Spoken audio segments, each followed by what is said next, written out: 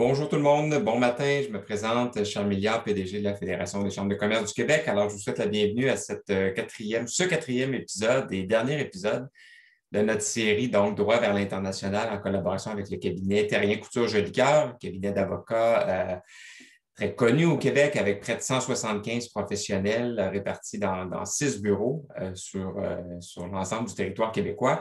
Et on se promène avec nos amis donc, de Terrien Couture Jolicoeur depuis le mois d'avril, donc pour discuter des différents enjeux, en fait, fiscaux, administratifs, légaux autour du lancement d'activités d'entreprises québécoises à l'international.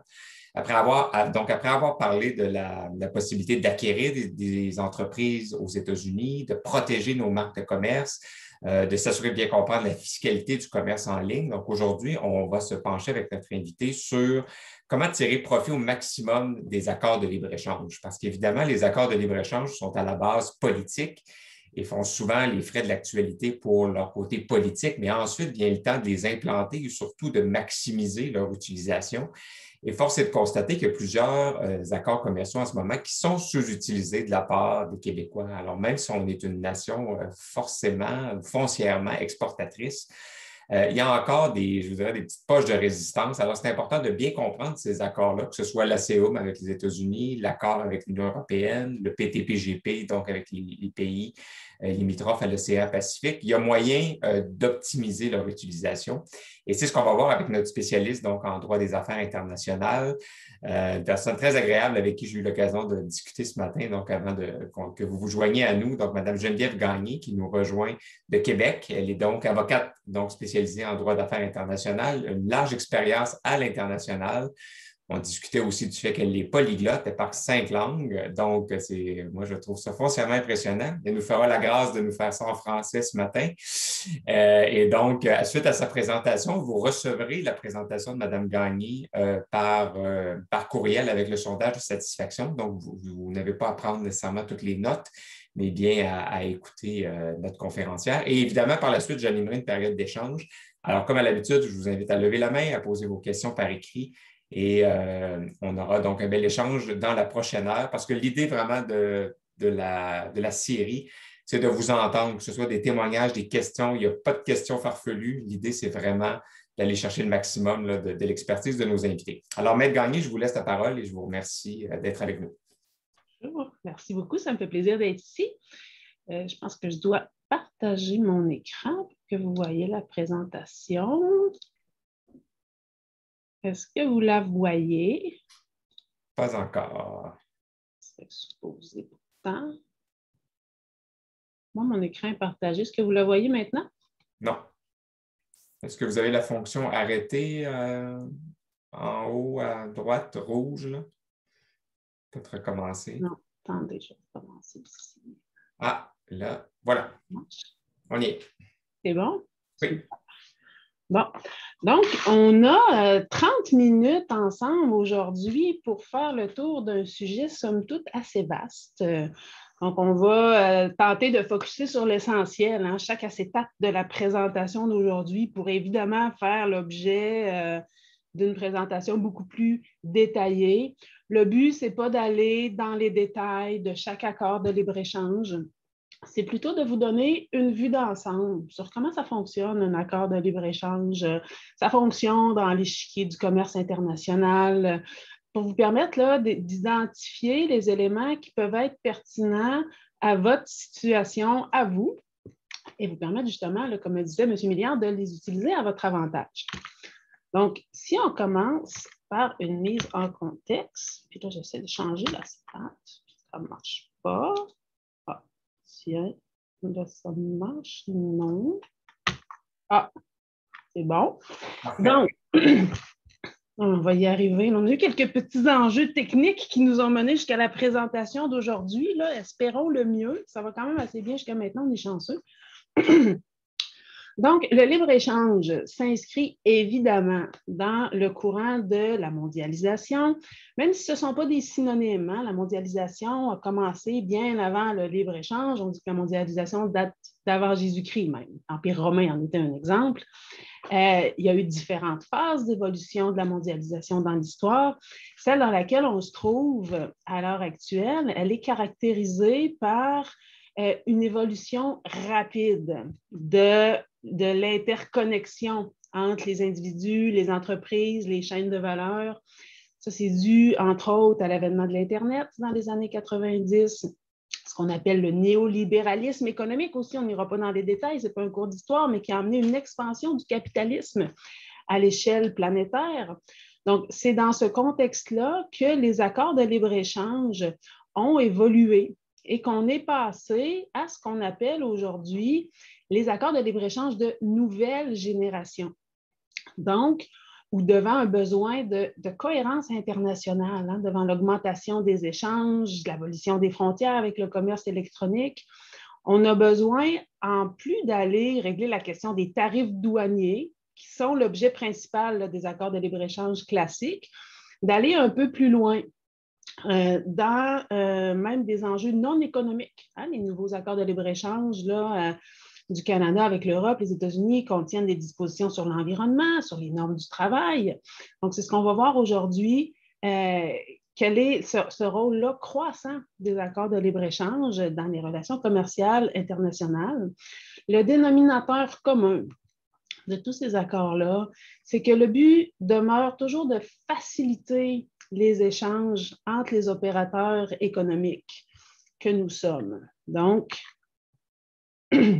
si on regarde de quoi ça a l'air de manière générale, là, pour répondre rapidement à la question de comment tirer le meilleur parti d'un accord de libre-échange, la réponse rapide serait de les comprendre d'abord. Donc, c'est pour ça qu'on va regarder le cadre général dans lequel ils s'inscrivent, les principales dispositions qui sont contenues dans les accords de libre-échange aujourd'hui. Puis, on va aussi là, aborder quelques petites considérations stratégiques pour que le tout ne demeure pas que de la théorie, idéalement. Donc, si on commence, un accord de libre-échange, M. Milliard le disait, hein, ça a un côté politique. En fait, un accord de libre-échange, c'est d'abord avant tout un contrat entre pays pour produire des effets sur les individus et les entreprises, comme vous et moi, hein, qui sont, on dit, là, des sujets de droit privé et non de droit public, comme le sont les nations. Ça doit passer par un processus. Donc, ça commence par la signature de l'accord. Donc, quand on entend parler de la signature d'un accord de libre-échange, ce que ça veut dire essentiellement, c'est que les pays signataires se sont entendus sur son contenu final. Ensuite, ce que les pays font, c'est qu'ils prennent l'accord, ils le ramènent chez eux, hein, quelque part, et ils l'intègrent dans leur droit interne. Puis ça passe par ce qu'on appelle le processus de ratification. Donc, ça prend la forme de l'adoption d'une loi, comme n'importe quelle autre loi, où on vient dire, OK, on a signé l'accord, on accepte le contenu et on modifie en conséquence les lois du pays pour se conformer aux dispositions de l'accord de libre-échange. Et c'est là où ça produit des effets concrets. Donc, c'est pour ça, par exemple, avec l'accord de continuité Canada-Royaume-Uni, qu'on a entendu parler juste avant Noël, le 9 décembre 2020, que ça y est, il y avait un accord entre le Canada et le Royaume-Uni pour la continuité de la ECG. On va voir un peu plus en détail tout à l'heure, mais qu'on a vu passer dans les journaux ensuite que c'était entré en vigueur le 1er avril 2021. Donc, ce qui s'est passé entre les deux, c'est le processus de ratification. On sait qu'il y a par ailleurs des mécanismes d'application provisoire, justement, pour combler cet écart-là dans le processus d'intégration. Donc, l'accord de continuité a été mis en application provisoire depuis le 1er janvier 2021, sauf sur le secteur des services. L'AECG, c'est la même chose. On est encore en application provisoire de l'AECG depuis 2017. Donc, ça permet dans les faits d'en bénéficier tout en sachant que ça demeure sujet à ce processus-là ici un peu plus formel. En toile de fond de tout ça, on a l'OMC qui est un peu, qui est un peu le portrait qui donne les conditions planchées là, du commerce international. Là, il y a plusieurs accords de l'OMC. Le principal, c'est le GATT, qui est en français l'accord général sur les tarifs douaniers et le commerce, qui existe depuis 1947, en fait, et qui a été remplacé par l'OMC où il a été intégré avec un accord sur le commerce des services et sur la propriété intellectuelle. Donc, les accords de l'OMC, vous le voyez ici à l'écran, ont notamment en fait baissé les tarifs douaniers moyens à 3,8 à l'échelle mondiale, tout produit confondu. On sait qu'évidemment, il y a des variations parfois importantes pour certains produits, mais ça, c'est pour illustrer qu'on a déjà un bout de fait en matière de libre-échange au niveau international, indépendamment de tout accord de libre-échange. L'OMC permet aux pays de conclure des accords de libre-échange en plus des contrats, en fait, des traités auxquels ils sont déjà partis sous l'OMC. Le but de ça, notamment, c'est de pouvoir s'adapter à des réalités régionales, comme la CEM, par exemple. On sait que la chaîne de production nord-américaine est fortement intégrée entre le Canada, les États-Unis et le Mexique. Donc, la CEM vient tenir compte de ça et convenir de particularités et généralement de conditions plus avantageuses. En fait, c'est le but de ces accords de libre-échange-là. Ce qui fait en sorte que l'accord de libre-échange coexiste avec le régime de l'OMC qui, lui, s'applique par défaut. Et ça, on en a entendu parler, on se l'est beaucoup rappelé dans le contexte des négociations entre l'Union européenne et le Royaume-Uni sur le Brexit, à une période où on n'était pas encore certain là, si on allait aboutir à un accord. C'est là où on voyait dans les journaux, il y aura les accords de l'OMC. Donc, c'est à ça que ça faisait référence. C'est que, bien sûr, on souhaitait un accord, c'était ce qui avait le plus avantageux pour tout le monde, mais que même si ça avait abouti à un no deal, on ne serait pas reparti de zéro dans les relations entre l'Union européenne et le Royaume-Uni. Il y aurait encore eu les accords de l'OMC qui se seraient appliqués. Maintenant, si on regarde ici les principaux accords de libre-échange du Canada, vous les voyez à l'écran. Ce n'est pas moi qui ai fait le tableau. Là, vous voyez, ça vient du gouvernement canadien. Donc, on a 14 accords de libre-échange avec 51 pays. Ça représente 1,5 milliard de consommateurs. Donc, vous avez quand même là, un champ relativement étendu pour aller développer vos affaires à l'international sous les accords de libre-échange. Vous voyez, entre parenthèses, je vous ai mis là, le pourcentage du commerce mondial que ces pays-là, couverts par les différents accords de libre-échange, représentent. Évidemment, la CEUM demeure le plus important là, traité en termes de partenaires commerciaux pour le Canada, suivi de la ECG et du PTPGP. Cet écart-là, il est destiné à demeurer, de par la proximité géographique notamment et de l'histoire des relations commerciales entre les pays, malgré qu'on voit une tendance légère, mais quand même assez constante dans les dernières années, à une diminution de l'importance du pourcentage du commerce mondial de la CEUM et à une augmentation des échanges avec l'Union européenne. Donc, il y a quand même, on voit quand même une diversification au niveau des activités d'export des entreprises canadiennes. La CEM, il est en vigueur depuis le 1er juillet 2020. La ECG, application provisoire encore. Le PTPGP, vous le voyez, il est en vigueur entre le Canada et les pays qui sont en rouge seulement. Donc, ça, c'est encore en processus de ratification. La liste avec les pays non membres de l'Union européenne, puis vous avez des accords bilatéraux aussi avec les pays que vous voyez à l'écran. Et l'accord de continuité commerciale Canada-Royaume-Uni, ici, on fait une petite aparté spéciale pour la situation suite au Brexit. Donc, nous avons un accord, on le sait maintenant, qui est entré en vigueur le 1er avril, on l'a dit. L'accord de continuité, on dit que c'est un accord en forme abrégée pour des raisons de temps. Beaucoup, enfin, en fait, là, on n'a pas été négocié un accord de libre-échange complet. on a voulu se donner un cadre avec l'accord de continuité pour permettre avec la continuité en fait, des relations d'affaires entre le Canada et le Royaume-Uni en attendant qu'on négocie, qu'on conclue un accord plus complet. Donc, cet accord-là, qu'est-ce qu'il dit essentiellement? C'est qu'on continue d'appliquer l'AECG avec les adaptations qui sont nécessaires là, pour justement s'adapter au contexte bilatéral. Ça concerne notamment les contingents tarifaires, hein, les quantités de produits qu'on peut exporter en franchise de douane. C'est sûr que quand notre contrepartie, c'est un pays, c'est différent que si c'est 28. Donc, on est venu ajuster à ce niveau-là. Et il y a d'autres adaptations qui ont été faites. Et d'ailleurs, quand on voit l'accord de continuité, le texte, essentiellement, c'est ça. C'est-à-dire le CETA s'applique et voici les exceptions. Le PTPGP est aussi un peu comme ça, là, qui est en fin de compte une adaptation du partenariat transpacifique là, auquel les États-Unis étaient originellement partis. Mais pour l'essentiel, sous l'accord de continuité Royaume-Uni-Canada, le régime de l'AECG est maintenu au niveau des tarifs, beaucoup au niveau des services, quelques adaptations sur le plan des produits agricoles. Les majeures exceptions sont dans ce secteur-là. Donc, si vous en faites partie, informez-vous de manière un peu plus particulière. On est venu prévoir dans l'accord un cumul des règles d'origine pour justement permettre une transition là, sur une période de 3 ans qui est prévue à l'heure actuelle avec la possibilité de la prolonger.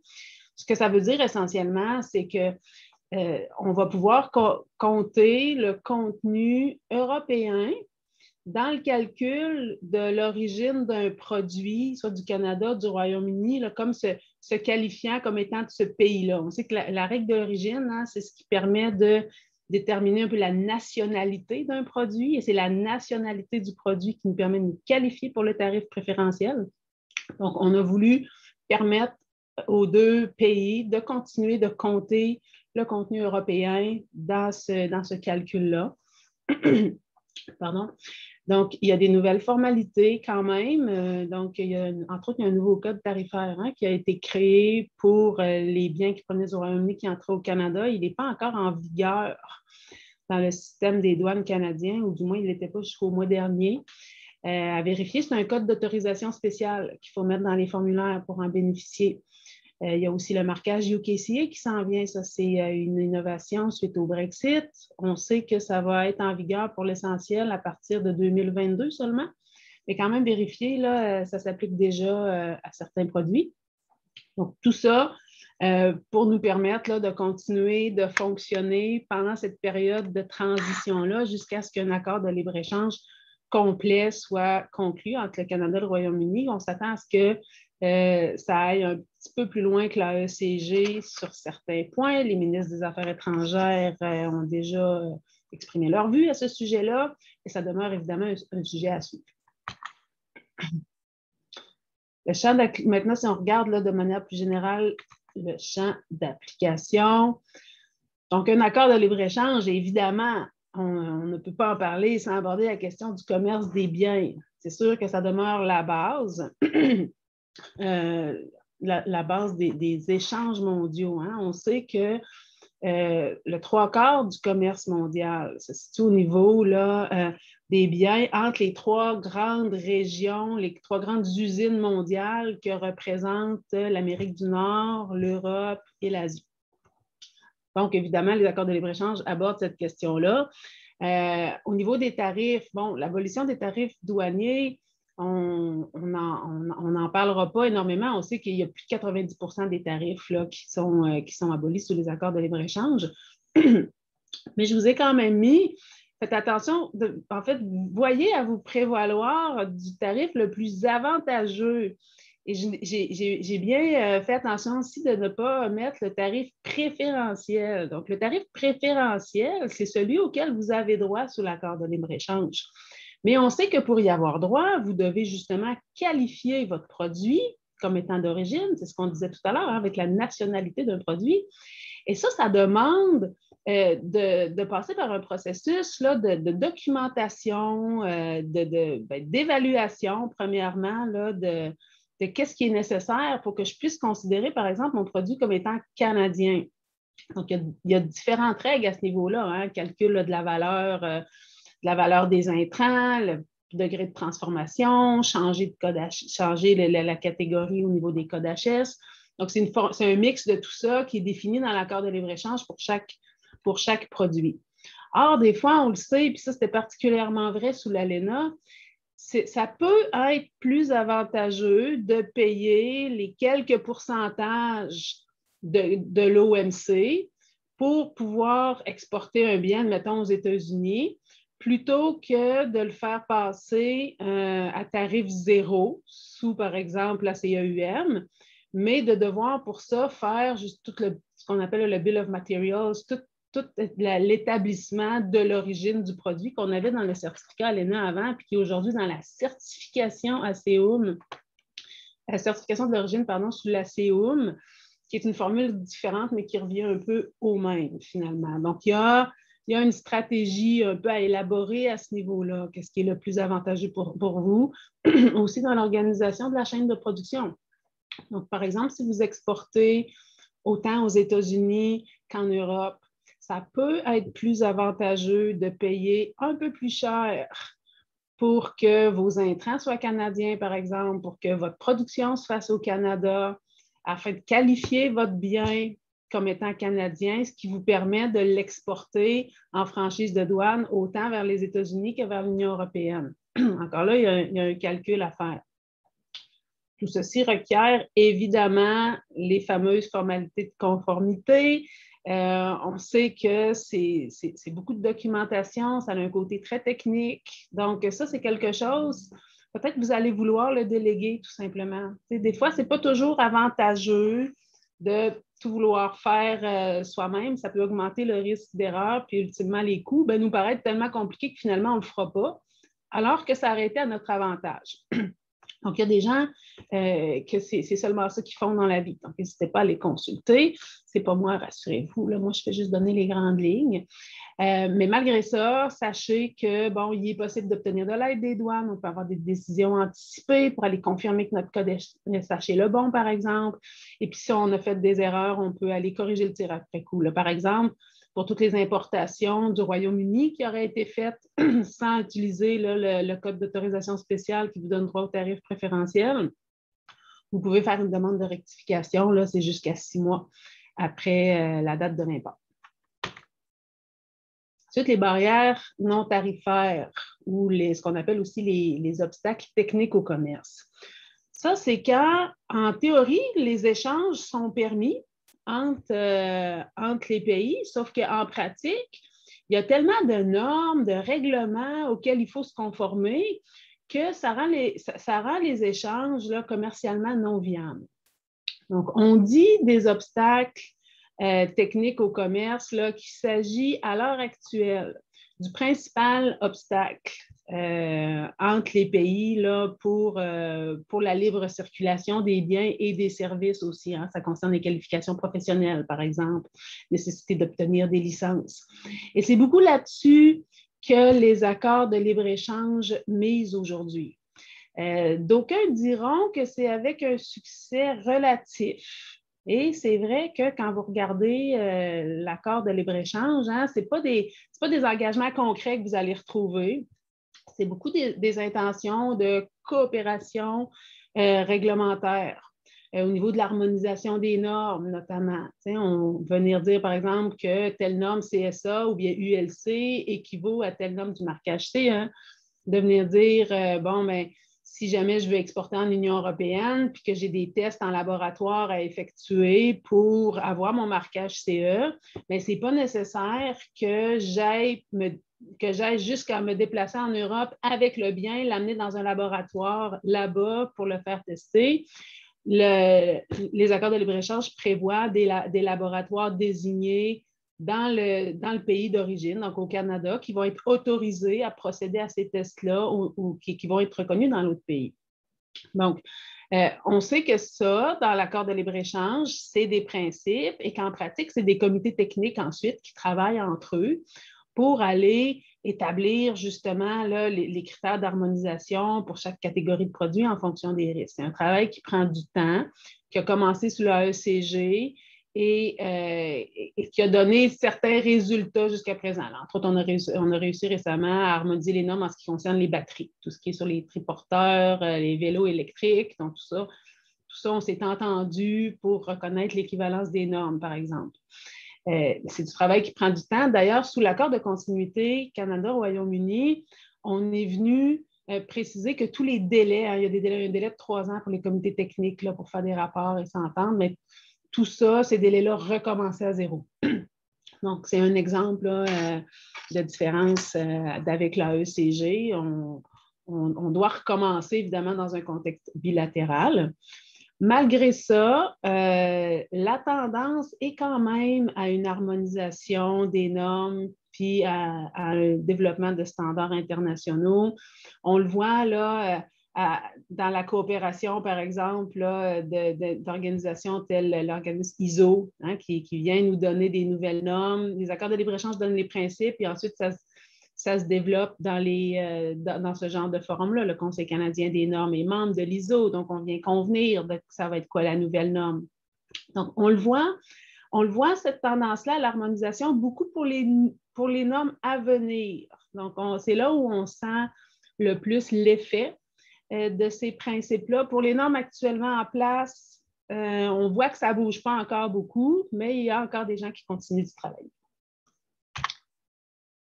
La prestation de services, maintenant, ça aussi, ça fait partie de ce qui est libéralisé sous les accords de libre-échange. Il y a beaucoup d'activités que vous pouvez faire dans les pays signataires des accords de libre-échange du Canada sans avoir besoin d'avoir un permis de travail. Donc le fameux là, visa visiteur d'affaires, le B1 pour ceux qui sont habitués d'aller aux États-Unis. Donc, ça vous permet, en plus de la sollicitation commerciale, collecte d'informations, participer à des foires, mais aller aussi jusqu'à faire du service après-vente, de l'installation, des réparations sous garantie. Tout ça est possible sans avoir besoin de permis de travail. Pour les derniers exemples, quand même, il faut que ce soit prévu dans le contrat de vente initial. Donc, ça, c'est une petite technicalité à ne pas négliger. On ne peut pas en convenir par après. Mais quand même, vous avez droit en général jusqu'à 90 jours de vous déplacer dans le pays. Donc, ça peut beaucoup faciliter vos affaires à l'international. Si c'est des services plus spécifiques, bien là, vous avez également des catégories qui ont été créées dans les accords de libre-échange que vous voyez ici, là, qui vous permettent d'obtenir des permis de travail carrément, là, que vous soyez un professionnel indépendant, fournisseur de services contractuels, ça c'est dans le cadre d'un contrat avec votre partenaire dans un autre pays. Vous allez pouvoir vous déplacer, rendre les services. Personnel clé, ça c'est soit pour les transferts intragroupes, entre autres. Investisseurs, ça c'est une autre catégorie. Ça c'est vraiment quand vous allez établir une présence commerciale. Dans le pays d'accueil, il y a des dispositions qui vous facilitent ça aussi. Les accords de libre-échange viennent aussi nous dire qu'on veut accorder une plus grande importance à la reconnaissance des qualifications professionnelles, encore là pour faciliter la libre circulation des services. Ça veut dire, par exemple, moi, un jour, je pourrais être autorisée à rendre des services juridiques en Hongrie, par exemple. On viendrait reconnaître mon barreau québécois dans un territoire étranger. On sait que ce volet-là, ça suit un peu la même procédure que tout ce qui est l'harmonisation des normes. Là. Ça se fait en parallèle des accords de libre-échange entre les ordres professionnels via ce qu'on appelle des accords de reconnaissance mutuelle ou les ARM. Et tout ça prend également du temps. On sait aussi que c'est de juridiction provinciale, beaucoup, les ordres professionnels, alors que notre accord de libre-échange est fédéral. Donc, ça dépend évidemment aussi de la volonté de chaque province, de chaque ordre professionnel de conclure ces ententes-là. Donc, ça aussi, c'est une évolution qui se fait dans le temps. Nous, au Québec, au niveau des ARM, c'est vraiment avec la France qu'on est le plus avancé. Les avocats, entre autres, on a déjà cette autorisation. Les architectes aussi, il y a une série de professionnels. Mais quand même, ça s'en vient, c'est la tendance. Même chose pour accès au marché public. Les accords de libre-échange facilitent beaucoup l'accès aux appels d'offres étatiques des pays signataires. Bien sûr, on sait, il y a des seuils, il y a des normes, c'est quand même assez complexe, ou du moins ça peut le paraître. Une bonne façon pour les PME en général de profiter des dispositions sur l'accès au marché public, c'est en partenariat avec un partenaire local. Donc, on voit, là, il y a quelques exemples de belles synergies là, dans des marchés publics, autant américains qu'européens, justement dans des structures de co-entreprise. Donc ça peut être une possibilité à explorer. Et les dispositions connexes aussi maintenant. Hein? Donc, c'est sûr, le commerce des biens, le commerce des services, c'est le cœur, c'est le principal, mais on l'a dit tout à l'heure, hein, les accords de nouvelle génération vont beaucoup plus loin que les enjeux strictement commerciaux. Donc, l'AECG, la CEUM, le PTPGP contiennent tous des dispositions sur le commerce électronique, entre autres. On vient reconnaître une signature électronique comme étant équivalente à une signature originale. On est venu prévoir que les biens digitaux sont exempts de droits de douane. Et là, il faut faire attention. Des fois, on a tendance à penser commerce électronique, pas de droits de douane. Ce sur quoi ça porte, ce dédouanement-là, c'est vraiment sur les biens qui peuvent être téléchargés, donc sous forme digitale. Donc, on parle là, de matériel audiovisuel, de logiciels, par exemple. Donc, tous ces produits-là sont exempts de droits de douane, à distinguer de la notion de taxes et d'impôts. On sait que c'est un débat qui est très actuel, qui se passe beaucoup au niveau de l'OCDE à l'heure actuelle. Mais pour ce qui est des droits de douane, c'est couvert par les accords de libre-échange. Les droits des consommateurs aussi, ça s'en vient. Ce n'est pas encore concrètement en vigueur dans ce qu'on aspire à faire, mais ultimement, la tendance, c'est que les consommateurs vont avoir des recours directs contre les vendeurs étrangers dans leur propre juridiction pour tout ce qui concerne notamment la conformité aux lois locales. Donc ça, c'est quelque chose à faire attention quand vous faites du commerce à l'international, notamment le commerce en ligne. C'est beaucoup ce secteur-là que ça couvre parce que c'est facile, hein, le commerce en ligne, on en voit un peu n'importe où dans le monde. Donc, ça promouvoit les ventes, évidemment, sauf qu'on se trouve à se soumettre à plusieurs juridictions à ce moment-là qui peuvent être différentes et toutes ces lois-là s'appliquent en parallèle de l'accord de libre-échange, dont les lois sur la protection du consommateur notamment, qui, elles, s'appliquent quand vous vendez à des consommateurs à l'étranger. Donc ça, c'est à surveiller. De là l'intérêt, des fois, de plutôt cibler son marché au départ, de maîtriser les processus au niveau de vos principaux bassins de clientèle, qui est à élargir par la suite là, quand plus vous devenez familier avec les subtilités des diverses législations. La protection des renseignements personnels, c'est un sujet au goût du jour, évidemment. Les accords de libre-échange en parlent. D'ailleurs, on s'attend à ce que l'accord de continuité Canada, Royaume-Uni aille encore plus loin que l'AECG. On sait que le Royaume-Uni a adopté son propre RGPD qui va éventuellement influencer le contenu de l'accord de libre-échange avec le Canada. Donc, à surveiller. Ici, le mot d'ordre, c'est qu'en 2021, la protection des renseignements personnels, c'est un incontournable dans la planification de n'importe quel projet d'affaires. Toutes les entreprises aujourd'hui devraient avoir des politiques de confidentialité, devraient avoir des mesures à l'interne pour protéger les renseignements personnels. Les accords de libre-échange à ce niveau-là parlent plus de coopération réglementaire encore, mais on sait que justement, ça influence le droit des États, par exemple. Entre le Canada et l'Union européenne, on a ce qu'on appelle une décision d'adéquation qui était venue reconnaître que notre système de protection des renseignements personnels au Canada était équivalent à celui de l'Union européenne. Donc ça nous permettait le libre transfert des données entre les deux continents. Or, on sait qu'avec le RGPD, c'est venu changer la donne, on n'est plus conforme. Donc, c'est ce qui explique, par exemple, que autant le provincial, avec le projet de loi 64, que le fédéral, qui est en train de reviser sa propre loi, soit justement à notre niveau en train d'être mis à jour pour être capable justement de se conformer à ces nouveaux standards-là, encore là dans la perspective de coopération réglementaire. Environnement, on le sait, on veut tous sauver la planète, ça prend une cohérence internationale pour y arriver. les accords de libre-échange en parlent. Travail, même chose. Un exemple récent, là, le syndicat des débardeurs du port de Montréal qui a porté plainte à l'Organisation internationale du travail. Ça, c'est notamment en lien avec le fait, lors de la conclusion de l'AECG, l'Union européenne avait insisté pour que le Canada ratifie 2 des conventions de l'Organisation internationale du travail auxquelles elle n'était pas encore partie, malgré que le Canada soit un membre fondateur de l'Organisation internationale du travail. Donc, on voit une interaction de plus en plus importante entre les normes internationales et les droits qui sont créés pour les individus et les entreprises. Donc, maintenant, comment on met tout ça en œuvre, pratico-pratique? Mais on se prépare d'abord. C'est pour n'importe quel projet, hein, en fin de compte, mais surtout pour du commerce international. Donc, première question à se poser, êtes-vous prêt à exporter? Donc, ça demande quand même certaines ressources humaines, matérielles, logistiques aussi. Donc, si vous n'exportez pas déjà, la première étape, c'est de commencer à se poser la question, est-ce que j'exploite déjà mon marché naturel ici?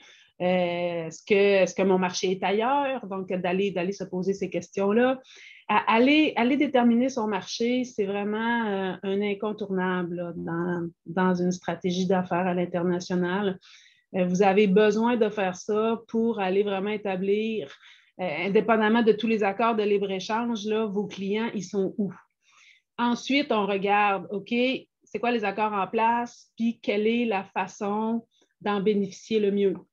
Donc, c'est là où vous allez justement planifier l'origine de vos intrants, regardez comment vous allez pénétrer le marché, entre autres au niveau de la prestation de services. Hein, il y a plusieurs modes. Hein, ça, c'est les accords de libre-échange reprennent la structure de prestation de services de l'OMC où il y a 4 modes, entre autres. Donc, on vient de est-ce que je vais aller rendre le service sur place? Est-ce que je vais le rendre à distance? Est-ce que je vais faire venir mon consommateur ici dans ma juridiction, ou bien est-ce que je vais aller carrément établir une filiale à l'étranger? Donc, c'est différentes façons de rendre des services. Au niveau des biens, est-ce que je vais faire de la vente directe? Est-ce que je vais passer par un agent, un distributeur? Encore là, est-ce que je vais créer une filiale, sachant qu'il y a des implications notamment fiscales à ce choix-là, notamment par la création d'un établissement stable, au sens des conventions fiscales, qui sont d'autres types d'accords, mais qui rentrent en jeu dans ce genre de planification stratégique-là. Donc, c'est des choses auxquelles vous allez vouloir penser.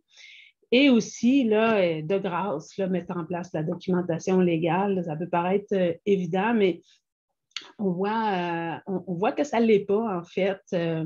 Souvent, on a tendance, du moins au début, à faire affaire à l'international comme on est habitué de faire affaire dans notre juridiction, où on sait que l'autre partenaire, il est proche. S'il y a un souci, bon, il est là, il est joignable, mais s'il est de l'autre côté de l'océan, la donne est différente. Là. Donc, il y a une nécessité d'aller mettre un cadre un peu plus formel peut-être, ou du moins une base là, écrite sur la façon dont vous allez travailler avec vos partenaires à l'international. Mobiliser les ressources disponibles aussi, hein, vous n'êtes pas tout seul là-dedans. Il y a beaucoup de ressources gouvernementales au Québec, on est chanceux pour ça. La plupart d'entre vous les connaissez sans doute, sinon faites-moi signe, je vous les nommerai, ça me fera plaisir. On connaît Investissement Québec, bien sûr, qui a intégré Export Québec récemment pour devenir une forme de méga structure où vous allez trouver une foule d'informations. Investissement Québec a intégré le Centre de recherche industrielle du Québec aussi. Là. Donc, les questions sur les normes, les standards, vous pouvez aller chercher au moins de l'information de première ligne dans ces organisations-là. Ce qu'on a tendance des fois à oublier ou à moins penser, c'est que le pays d'accueil ou le pays dans lequel vous voulez exporter, lui, généralement, va aussi disposer de structures d'accueil de l'investissement étranger. Donc, ici au Québec, on veut vous aider à exporter et dans le pays d'accueil, bien, on veut vous aider à venir investir dans le pays, là, dépendamment de votre projet. Ça peut être intéressant, ça, pour trouver des partenaires, vous faciliter certaines introductions, obtention de permis, de licences, tout ce qui concerne là, la législation locale. On sait que le Québec a des délégations à l'étranger qui jouent un rôle similaire. Donc, c'est à vous d'explorer qu'est-ce qui vous convient le mieux dans un marché précis, souvent en pratique, ça revient à tomber sur la bonne personne. C'est sûr que ça joue, évidemment, mais de savoir où aller chercher cette bonne personne-là, c'est la première étape. Il y a les privés aussi, on en parle, là, les courtiers en douane, les avocats, ils ont un rôle à jouer, les consultants aussi. Donc, tout ce qui concerne justement votre stratégie de règle d'origine, vos documents légaux, votre stratégie de pénétration de marché, votre étude de marché. En gestion de projet, hein, on l'enseigne, il y a des sources qui nous disent que tout le temps et les ressources qu'on investit en planification, on les sauve, certains disent, jusqu'à 2,7 fois lors de l'exécution du projet plus tard. Donc, peu importe la statistique, on sait que bon, ça peut varier d'une source à l'autre, mais quand même, le message, il est là, c'est que c'est avantageux de planifier, même si ça ralentit peut-être un peu au début la mise en œuvre de notre projet, ça fait qu'on n'a pas à reculer par la suite. Donc, ne pas hésiter à vous entourer. Ça ne vaut vraiment pas toujours la peine d'essayer de tout faire tout seul. Dans ce contexte-là, un partenaire local aussi. Ça peut vraiment faire une grosse différence si vous avez quelqu'un sur place en qui vous pouvez faire confiance. Donc, n'hésitez pas. C'est M. Lémilliard qui rallume sa caméra. Ça, c'est pour me dire qu'il faut que je me dépêche, mais j'achève, monsieur. On a presque fini, là, d'ailleurs, on va terminer rapidement. Utilisation du risque, ne pas négliger. Assurance, contrat. Ça, c'est vraiment à regarder. Aussi, on le sait, les assurances regardent les contrats pour déterminer votre assurabilité et la prime qu'ils vont vous charger. Moi, dans le dernier mois, j'ai eu 2 entreprises qui sont venues me voir faire réviser leur contrat de vente parce que leur assureur les avait renvoyés faire certains devoirs pour accepter de les assurer. Ça baisse les primes ultimement. Donc, il y a vraiment une corrélation entre les deux. Faire attention à ça. Gérer le développement aussi. On le sait, la croissance implique le changement. Ça veut dire mettre certaines structures en place, souvent à l'intérieur de l'entreprise. Souvent, chez les PME, on est dans un contexte où le président a plusieurs chapeaux. Quand on veut vraiment se diversifier puis exporter à l'international, de manière plus que ponctuelle, bien, souvent, on va avoir besoin justement là, bien, d'aller former nos gens, entre autres.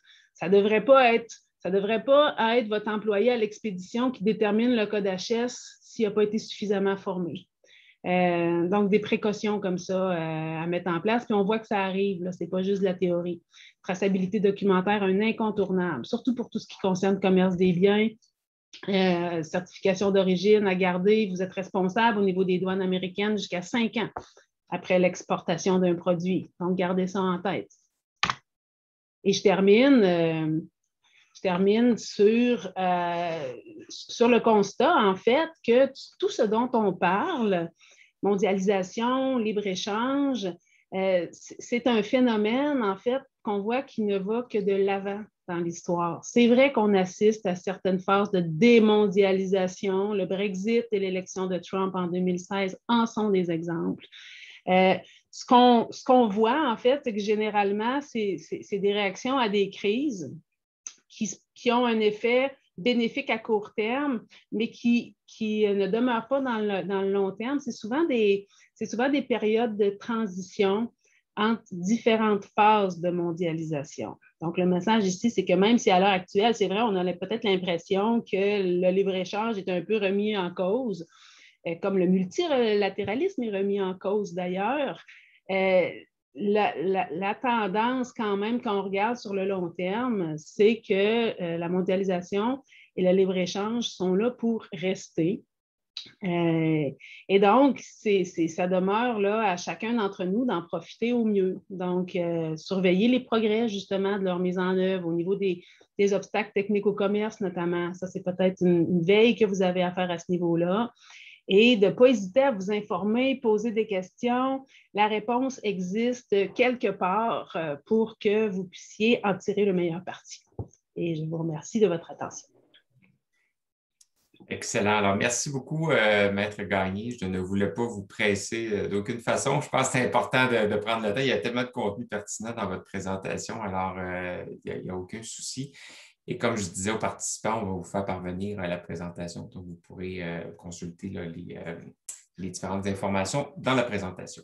J'ai reçu une question, entre autres par écrit, mais s'il y a des gens qui, encore une fois, souhaitent poser une question en direct, n'hésitez pas à lever la main. Question de M. Kamoudimba. Donc, dans la stratégie de règles d'origine, comment voyez-vous l'apport des programmes de report ou exonération des droits de douane et taxes?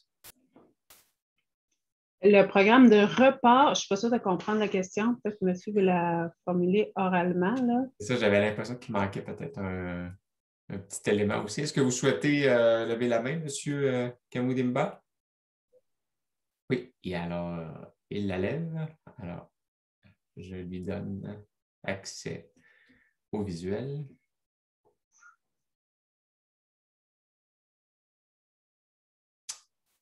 Est-ce que vous pouvez activer votre micro? Parfait. Donc, Madame Gagné, vraiment belle présentation, premièrement. Comme j'ai le micro, donc je me permets de vous faire le compliment. Vraiment du très bon contenu. En fait, quand je parle de la stratégie d'origine et des programmes d'exonération et de report de droits, dans le fond, c'est des programmes qui permettent aux entreprises de pouvoir, des fois, différer les paiements de droits de douane. Est-ce que c'est quelque chose qui peut être intéressant dans une stratégie de développement international en parallèle avec les accords de libre-échange? Est-ce que ça peut être quelque chose d'intéressant? Bien, oui, a priori, c'est intéressant de reporter les paiements. De manière générale, ça nous donne évidemment accès à plus de liquidité. Bon, les raisons sont évidentes. Maintenant, ce n'est pas quelque chose qui est directement couvert par les accords de libre-échange. Ça, c'est des mesures mises en place au niveau national par les États pour favoriser le commerce de certains biens. Même chose pour les programmes d'exonération de taxes, par exemple. Hein? On sait, là, certains produits agricoles, certains produits considérés comme essentiels pour un pays vont être détaxés à l'import. Mais ça, ce n'est pas quelque chose qui est couvert par les accords de libre-échange, mais qui fait certainement partie de l'élaboration d'une stratégie à l'export. Admettons d'avoir quel pays offre ce genre de mesures-là, dans la mesure où j'ai par ailleurs un marché. Donc, c'est toujours la question à se poser, hein, de regarder où est-ce que j'ai un marché, puis ensuite, c'est quoi les dispositions les plus avantageuses, comment tirer parti. Et justement, ces programmes-là d'exonération, les accords de libre-échange, viennent jouer un rôle ensuite, peut-être là, dans la shortlist de nos juridictions, une fois qu'on établit là où est-ce qu'on avait une clientèle potentielle. Est-ce que ça répond à votre question? Bien, parfait, oui, tout à fait. Dans le fond, c'est très bien. Merci beaucoup. Merci beaucoup de votre participation. Vous avez mentionné à juste titre le rôle des représentants du Québec à l'étranger. Je pense que c'est important que les gens voient l'accompagnement comme un duo un peu, donc des gens de nature plus politique, économique, comme le réseau du Québec à l'étranger. On fait plusieurs événements à la Fédération d'ailleurs avec les délégués généraux, les différents bureaux, mais aussi un support légal, effectivement, et qui peut parfois aussi être fiscal parce que ce sont des expertises qui sont très différentes. Donc, les gens pensent parfois qu'ils vont s'engager un avocat puis tout va bien aller, ou à l'inverse, qu'ils vont juste appeler le délégué puis que tout va aller de soi. Donc, vous voyez souvent, j'imagine, ce double conseil-là de la part des entrepreneurs qui sont vos clients? Oui, tout à fait. Puis moi, je travaille en réseau parce que je pense qu'il y a un effet de synergie ici à créer. L'entrepreneur, dans un monde idéal, devrait pouvoir se concentrer le plus possible sur ce dans quoi il est bon. Ça, c'est généralement son produit, son service. Lui, sa valeur ajoutée, elle est là. Donc, ensuite, comment le commercialiser, comment le valoriser à l'international? Ça implique des connaissances, une expérience qui vont au-delà du domaine d'activité concerné. Donc, c'est pour ça que oui, les délégués commerciaux ont un rôle à jouer, souvent justement au niveau là, de donner de l'information sur le marché, d'aller chercher des partenaires, donner de l'information de première ligne aussi sur le plan légal, logistique. Ils en connaissent des choses, ces gens-là, à force de travailler avec les entreprises. Donc, ils peuvent donner une idée du cadre général. Maintenant, souvent, la limite de ça, c'est quand on arrive à un cas d'application pratique, concret, où il faut se mouiller, là, donner une opinion juridique, mais là, ça dépasse leurs prérogatives. Donc, c'est là où un avocat par exemple, pour le volet légal ou un courtier en douane, quand vient le temps de déterminer le code HS, de le mettre par écrit dans un courriel. Là, voici le code HS. Sans réserve, longue comme le bras. Bon, c'est là où, justement, ces professionnels-là vont avoir, eux, leur valeur ajoutée, puis jouer leur rôle dans le résultat de l'ensemble. Puis je pense que c'est à nous, les professionnels, de reconnaître c'est quoi notre rôle, qu'est-ce qu'on a à faire et quelles sont ses limites aussi, et accepter de travailler ensemble là, dans l'intérêt des entreprises. En fin de compte, on est tous un peu des prestataires de services qui gravitent autour des opérateurs économiques pour leur faciliter le déroulement de leurs affaires.